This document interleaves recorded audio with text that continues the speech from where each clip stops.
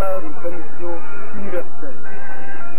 Nous allons de ce pas vous faire d'abord découvrir cette grande concession au sein de laquelle tous les enfants ibalembongais qui sont venus de Kinshasa, de Kisangani, de Matadi, de Brazzaville, de Bolombangoï, de Bogo et du Togo se trouvent concentrés.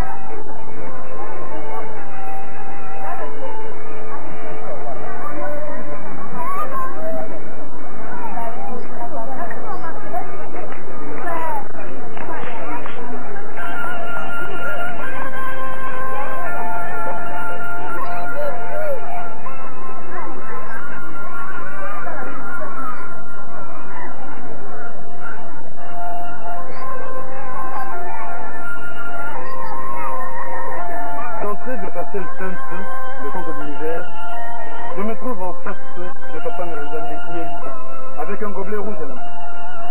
Je m'en vais lui poser la question de savoir pourquoi ce gobelet de la main. Papa Nganzambe n'a plus haut, n'a pas pour Yamontane, fait casser la main. Tina na Yamoni. Merci. Makini oyo ezali na mai mauti na dibaya boyi ya bitoro oyo ezali kala la ya mulungu zimba.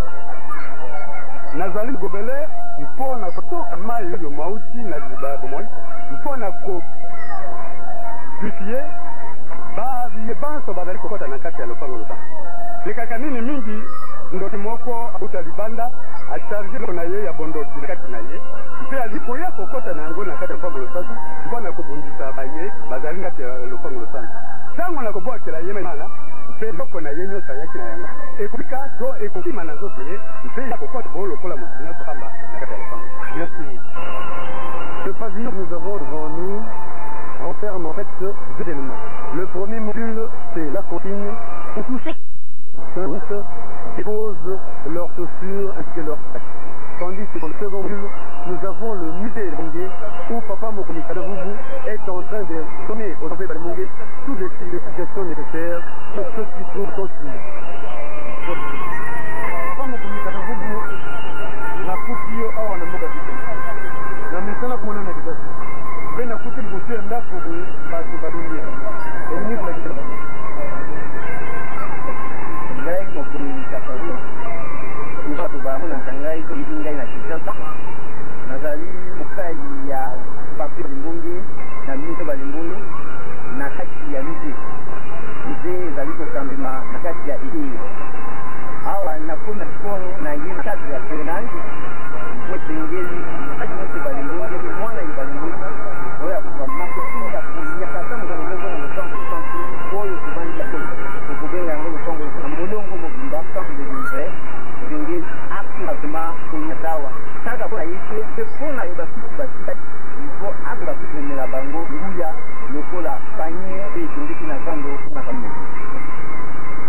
Hawa na foto buki babele ezali ezali esika eto nyonso ya kokota na lopango losanti la esika miso lopango losanti ekoza akoka kolinganize amona na biso mpe ayoka na matoi mabe oyo biso baya mokili tosalaka na miti ya nzambe na kati ya mokili ndeka yango tokobenga miti mita bipawa ekabwamela ziteni mita etondisi na basiti na baji na kindoki na biloko ya banganga oyo bana ya nzambe batelengaki na molongo mobimba baye kosongi kotika yango na volonté na bango na misère babisika yango ya misère lelo tambi délégation ya bana